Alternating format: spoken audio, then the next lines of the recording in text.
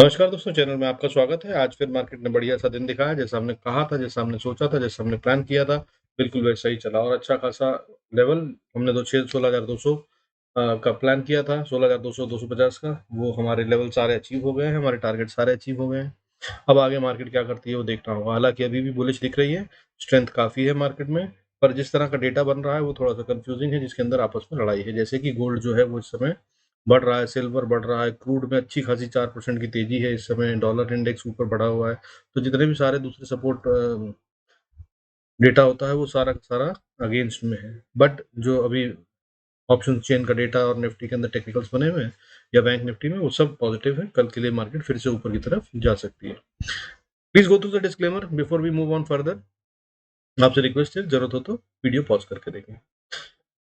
आज की top news, telecom में 5G ऑप्शन के लिए सारे टेलीकॉम ऑपरेटर्स ने अर्नेस्ट मनी जमा करा दी है। ये वो होती है गारंटी मनी, जिसके अंदर ये शो किया जाता है कि भाई I am interested in buying the product, तो ये मेरा पैसा एडवांस में ले लीजिए और मैं इसी से खरीदारी करूंगा और जरूरत होगी तो और भी दो।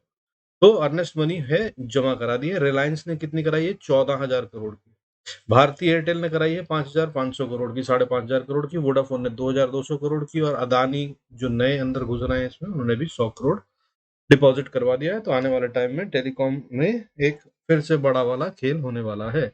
नजर बनाए रखिएगा, बहुत बड़ा गेम होता है टेलीकॉम, बहुत मोटा गेम है और इसमें बड़े बड़े लोग इसीलिए इंटरेस्टेड हैं क्योंकि ये बहुत मोटा गेम है और आने वाला भविष्य है। तो नजर बनाए रखिएगा। इसके शेयर अगर आप लोग जिस भी कंपनी के अच्छे समझे, थोड़े थोड़े खरीदते रहें तो बहुत अच्छे रहेंगे लॉन्ग टर्म वालों के लिए। अगर आप 15-20 साल का होराइजन समझते हैं, अपने बच्चे के लिए इंश्योरेंस करना है, तो telecom will be the future. इन 20 साल बाद अगर बात करें कौन सी कंपनियां जिंदा होंगी और रहेंगी ही कुछ ना कुछ करते हुए, तो वो वही होंगी जो टेलीकॉम में अब बची हुई हैं। चलिए, नजर बनाए रखिएगा। ये एक एडवाइस थी मेरी तरफ से, जो कि अपना आप किसी भी फाइनेंशियल एडवाइजर से वैलिडेट करवा कर अकॉर्डिंगली इन्वेस्ट कर सकते हैं। आज मार्केट ने क्या करा? निफ्टी आज क्लोज हो गया 16,278.50 पे, 230 पॉइंट की लगभग बढ़त। और बैंक निफ्टी क्लोज हो गया 35,358 पॉइंट पे, लगभग 676 पॉइंट की बढ़त के साथ।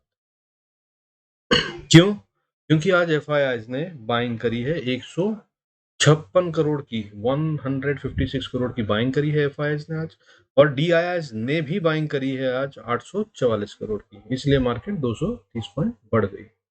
हालांकि एक टाइम ऐसा भी था जब हम 230 से भी ऊपर निकल गए थे, 290 के पास थे, 287 का हाई मारा है आज, 287-88 का। और फिर वहां से थोड़ी सी रिकवरी आ गई। रिट्रेसमेंट होना होता है, मार्केट कभी भी सीधी नहीं चलती, तो that's how it is. But अभी दम है और दम दिख रहा है। अब खैर ये जो इन्होंने बाइंग करी है, ये एक और अच्छा संकेत है, लेकिन हालांकि बहुत छोटी बाइंग है, मगर जब ये करते हैं तो खतरनाक होता है, तो नजर बनाए रखिएगा। अब इस तरह से अगर देखें तो मंथली भी डेटा बहुत छोटा है इस समय। एफ ने अभी तक जो बेचा है टोटल मिलाकर वो है 10,303 करोड़, और बाइंग जो करी है डी ने उसके अगेंस्ट में वो है 8,211 करोड़, जो कि पिछले महीने सबसे बड़ा महीना था सेल ऑफ का हमारा इस साल का, उसके अगेंस्ट में तो ये कुछ भी नहीं है, अभी ना के बराबर है। तो मतलब हो नहीं रहा गेम इस बार, तो अच्छा भी हो सकता है, ये बुरा भी। क्योंकि अगर एक साथ इन्होंने बाकी का जो पिछले महीने लगाया था जिस तरह से गेम, उस तरह का अगर होता है तो एक झटके में सब कुछ साफ भी हो सकता है। हाउएवर अगर वो बंद कर दिया है उतनी सेलिंग को, तो ये एक अच्छा साइन हो सकता है, जिससे हम ऊपर की तरफ जा सकते हैं। नजर बनाए रखिएगा, ये अब बहुत क्रिटिकल डेटा हो गया एफ की एक्टिविटी के डेटा को देखना। अब सालाना की बात करें तो सालाना जो है एफ एक्टिविटी जो है सेल ऑफ की कितनी हो गई? 2,93,708 करोड़। और डी ने जो बाइंग कर ली है अभी तक, वो 2,40,178 करोड़ की बाइंग कर ली है। अब आज मार्केट में हुआ कैसा? अब देखिए, मार्केट में उठने वाले सेक्टर लगभग सारे सेक्टर उठ रहे थे, सिवाय दो सेक्टर को, फार्मा और एफएमसीजी। और अब फार्मा में भी कोई बहुत बड़ी गिरावट नहीं आई है, ना के बराबर गिरावट थी, लेस देन 1% की गिरावट थी। लेकिन गेनर्स जो थे वो बड़े थे। जैसा कि मैं कई दिनों से, महीनों से, अगर आप देख रहे हैं मेरे वीडियोस को, तो कई दिनों से मैं बता रहा हूँ कि आईटी में नजर रखिए, बैंक पे नजर रखिए। आईटी, बैंक और रियलिटी में बड़ा वाला मूव आने वाला। आज वो तीनों सेक्टर, आज नहीं इनफैक्ट 2-3 दिन से लगातार तेज चल रहे हैं और बड़ा वाला खेल हो रहा है। अब कल के लिए भी बता रहा हूँ, अगर आप नजर रखना चाहें तो इन्फोसिस पे मुझे ब्रेकआउट आता दिख रहा है और बजाज फाइनेंस पे भी मुझे बड़ा वाला गेम होता दिख रहा है। अगर बजाज फाइनेंस और इन्फोसिस पे अगर आप कल के लिए बेट करना चाहें तो आप अपनी समझदारी से कर सकते हैं। एक बड़ा गेम यहाँ पर बैठा हुआ है और मुझे ऊपर की तरफ दिख रहा है। अगर मार्केट को ऊपर जाना है तो ये दोनों मूव ऊपर की तरफ करते हुए नजर आ सकते हैं। तो आज के जो बढ़ने वाले सेक्टर थे वो कौन से थे? IT, bank, metal, mid cap, small cap, media, energy, power, reality, auto, सब बढ़ रहे थे। बढ़ने वाले शेयर भी कितने थे? बहुत ज्यादा शेयर थे। आज 1461 शेयर बढ़ रहे थे। अगेंस्ट दैट गिरने वाले शेयर 494 थे सिर्फ। मतलब लगभग 500 शेयर गिर रहे थे और 1500 शेयर उठ रहे थे। तो स्ट्रेंथ दिख रहा है काफी बढ़िया है।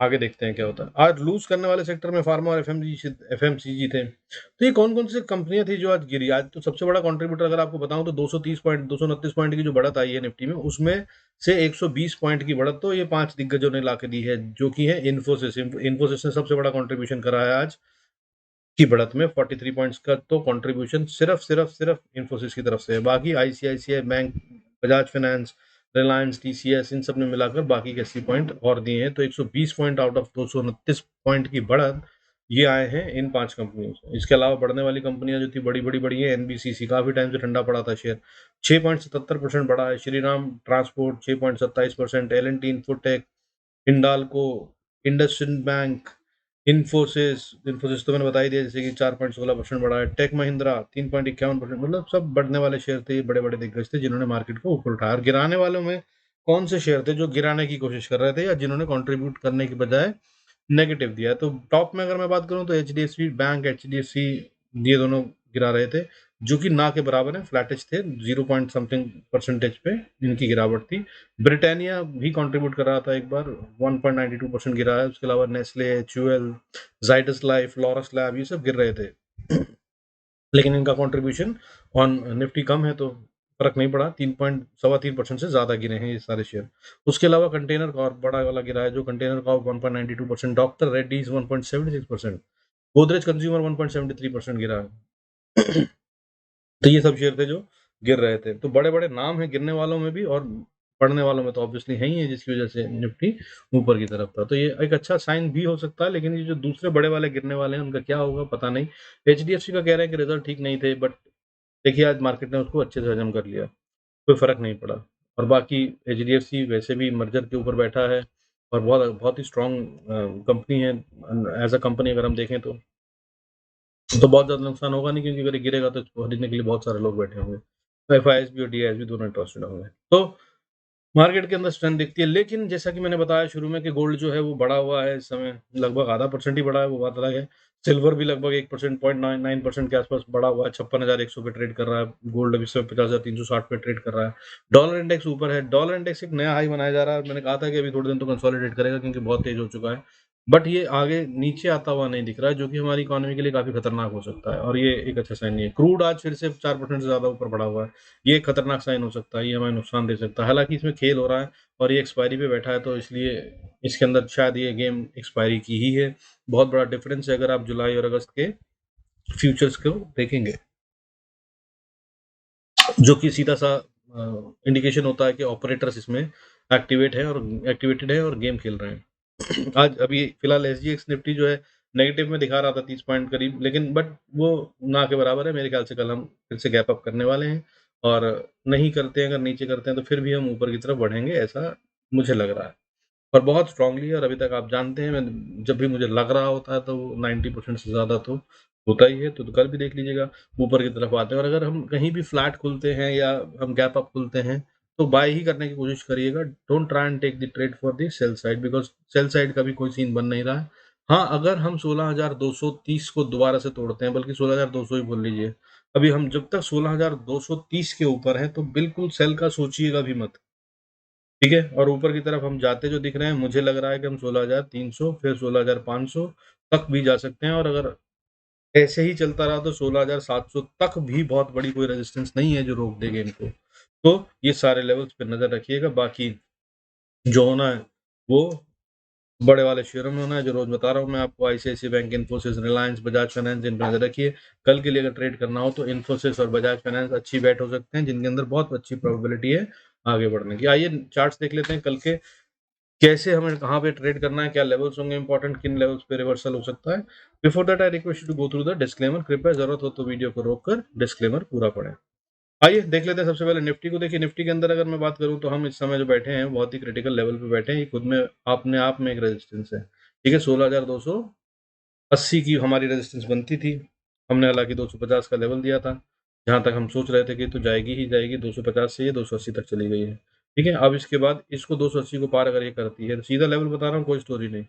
अगर आप इसको डेली चार्ट पे देखना चाहें तो देखिए मैं क्यों बता रहा हूँ, क्यों मैं दोनों तरफ की बात कर रहा हूँ और खतरे की बात कर रहा हूँ। ये देखिए, ये अगर आप देख पाएँ तो ये डबल टॉप जैसा भी बन रहा है। अभी बना नहीं है क्योंकि ये उसी लेवल पे है जिस पे हम पिछली बार लुढ़के थे, हालाँकि उससे थोड़ा ऊपर है। तो अगर हम यहाँ से लुढ़कते हैं तो इस पैटर्न को डबल टॉप कहते हैं और ये डबल टॉप बन सकता है। लेकिन क्योंकि जिस तरह से ऑप्शन चेन का डेटा है, जिस तरह से बाइंग हुई है और जितने सारे शेयर आज बढ़े हैं, तो उसके चांसेस कम लग रहे हैं। तो मैं इसलिए बोल रहा हूँ कि ये ट्रैप भी हो सकता है। ट्रैप तो नहीं है खैर इनफैक्ट, बट लेकिन ऐसा हो सकता है कि आप बढ़ने की ज़्यादा उम्मीद कर कर नीचे की तरफ में फंस ना जाएं, क्योंकि अब उम्मीद जो है वो बढ़ने की तो है, लेकिन क्या उसी तरह से बढ़ेगी जैसे 3 दिन से बढ़ रही है। हम 15,700-800 से उठकर 16,250-280 तक आ गए हैं। अब ये इतनी तेज नहीं बढ़ेगी, इसको थोड़ा कंसोलिडेट करना चाहिए, वरना ये खतरनाक है, फिर ये गिर सकती है। कंसोलिडेशन बहुत ज़रूरी होता है, एवरेजिंग बहुत ज़रूरी होती है, इसलिए बोल रहा हूँ, ठीक है। आइए लेवल्स देख लेते हैं। मैं आपको सीधा लेवल्स बताऊंगा किन पे क्या ट्रेड करना है। तो ट्रेड करने के लिए लेवल्स जो है मैंने जैसा कि बताया 280 खुद में एक रेजिस्टेंस है, इसको पार करना होगा इसे, जिसको मैं आशा कर रहा हूँ कि ये शायद कल गैप अप से पार हो जाएगी। अगर ये इसको पार कर लेती है तो ऊपर के लिए अगला लेवल जो होगा जहां पर ये थोड़ी सी रेजिस्टेंस फेस करेगी वो होगा 16,320-22 का। और अगर इसको पार कर लेती है तो फिर 388 388-90 की तरफ जा रही है। और अगर 400 को पार करके ट्रेड करना शुरू करती है तो अगली रेजिस्टेंस छोटी सी 440 पे फेस करेगी। और अगर उसको पार कर लेती है तो कल में 475 भी आ सकता है, और ये एक थोड़ी सी स्ट्रांग रेजिस्टेंस होगी 475 से 500, जिसको पार करने में समय लगेगा, एकदम से नहीं होगी। और इससे पहले अच्छा ही होगा अगर कंसोलिडेशन हो तो, क्योंकि अगर हमने इसको सीधा पार करा इतनी बड़ी बढ़त के बाद तो डेफिनेटली फॉल आएगा। इसका मतलब प्रॉफिट बुकिंग होगी ऊपर, और वीकेंड्स जो हैं वो बहुत भयंकर तरीके से सेल ऑफ दे सकते हैं और मार्केट को नीचे गिरा सकते हैं। तो डेफिनेटली अगर ये ऊपर ले जाना चाहते हैं मार्केट को, एफआईआर या डीआईआर या जो भी स्मार्ट मनी है, तो वो यहाँ पर कंसोलिडेशन पहले करवाएंगे, वीकेंड रिमूवल होगा और उसी के बाद फिर ये ऊपर बढ़ाई जाएगी। जैसे कि मैं बता रहा हूँ 3 दिन से कि रिटेल को बाहर रखा जा रहा था, तो अभी मैं क्या बता रहा हूँ, सावधान रहिएगा, फंसाया भी जा सकता है और डराया जरूर जाएगा। हालांकि अगर आपको लॉन्ग टर्म व्यू है तब हम बहुत स्ट्रांग है, जब तक हम 16,200 के ऊपर है, 230 के ऊपर in fact to be very precise. तो आप बाय साइड पे रहिए, सेल करने की कोशिश करिए। जब नीचे जाते हैं तो क्या होगा, तो सब देखिए पहली सपोर्ट जो है वो 16,240-50 पे आ जाती है। 40-50 को अगर ये तोड़ देता है, बल्कि 230 को अगर तोड़ देता है तो फिर ये 150-51 की तरफ बढ़ रहा है। 151 को अगर ये तोड़ता है तो अगला सपोर्ट जो आएगा वो आएगा 16,100 पे, और 16,100 को अगर तोड़ता है तो अगला सपोर्ट जो आता है जो कि क्रिटिकल हो जाएगा वो 16,050 है। जब तक हम इसके ऊपर हैं तब तक मैं सेल नहीं करूंगा। हाउएवर जब तक हम 16,050 के नीचे जब तक नहीं जाता मैं सेल नहीं करूंगा, और 16,200 के ऊपर है तो मैं बाय ही करता रहूंगा। मैं आपको ये बता रहा हूँ, ये दो लेवल बहुत क्रिटिकल है, इन पर नजर बनाए रखिएगा।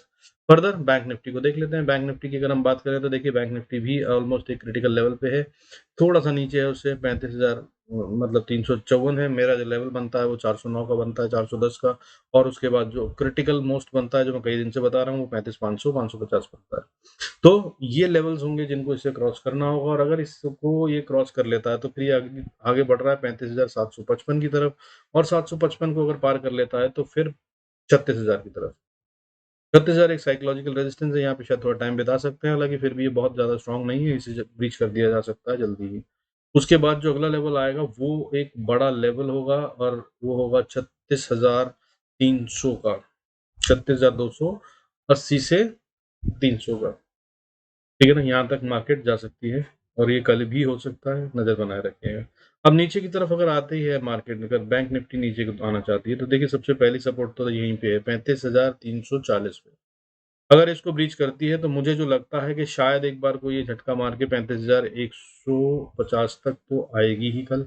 कहीं एक चक्कर लगाना जरूरी है क्योंकि ये एवरेज से बहुत दूर हो गई है, या फिर ये यहाँ पर कहीं इधर कंसोलिडेशन करके एवरेज को भी ऊपर ले जा सकते हैं, ठीक है। ज्यादा दूर हो जाए एवरेज से प्राइस तो फिर वो थोड़ी देर रुकना पड़ता है उसको या नीचे आना पड़ता है ताकि एवरेज वापस नजदीक आ जाए। जैसा कि मैंने कई वीडियोस में बताया है, इट्स लाइक हस्बैंड वाइफ। आप लड़ लीजिए, दूर हो जाइए, जो मर्जी कर लीजिए, बट बाद में तो आना ही पड़ता है, क्योंकि अलाइनमेंट है, बच्चे हैं, बहुत कुछ होता है, तो मतलब that's how it is. Average can not stay far away from price and price cannot stay away for long away from the average. तो अगर ये ऊपर की तरफ जाना चाहते हैं तो मैंने आपको लेवल बता दिए हैं. उसके बाद नीचे की तरफ की अगर मैं बताता हूँ तो लेवल जो है आपका सपोर्ट का पहला बनता है 35,124. उसको अगर तोड़ देते हैं तो अगला लेवल बनता है 34,800. और अगर 34,800 को तोड़ देता है तो एक सपोर्ट बनती है बढ़िया सी 34,500 पे. और 34,500 को अगर तोड़ा तो फिर एक बहुत अच्छी सपोर्ट बनती है जो कि 34,315 पे, 310-15 पे एक सपोर्ट बनती है. और उसके बाद फिर छोटी छोटी सपोर्ट बनना शुरू हो जाएंगी. 34,100 पे एक सपोर्ट, फिर उसके बाद छोटी सी सपोर्ट 33,995 यानी कि 34,000 ही मान लीजिए. और 34,000 को अगर तोड़ देती है तो फिर ये 33,890 तक की सपोर्ट अच्छी वाली बनती है, जहां पर ये बाउंस करना ही चाहिए, इसको इस आसानी से नहीं तोड़ना चाहिए. और अगर झटका भी मारे तो नीचे 33,700 के नीचे ये नहीं जाएगा कल, ऐसा दिखाई पड़ रहा है. बाकी नजर बनाए रखेगा. I am sure that these levels will help you to good trades. अभी आप पैसे बना रहे होंगे, अगर आपके बन रहे हैं तो do like, subscribe and share the video. मुझे अच्छा लगेगा, मुझे भी पता चलेगा कि जो मैं कर रहा हूँ is worth it. So thank you so much for staying connected. God bless us all. See you in next video.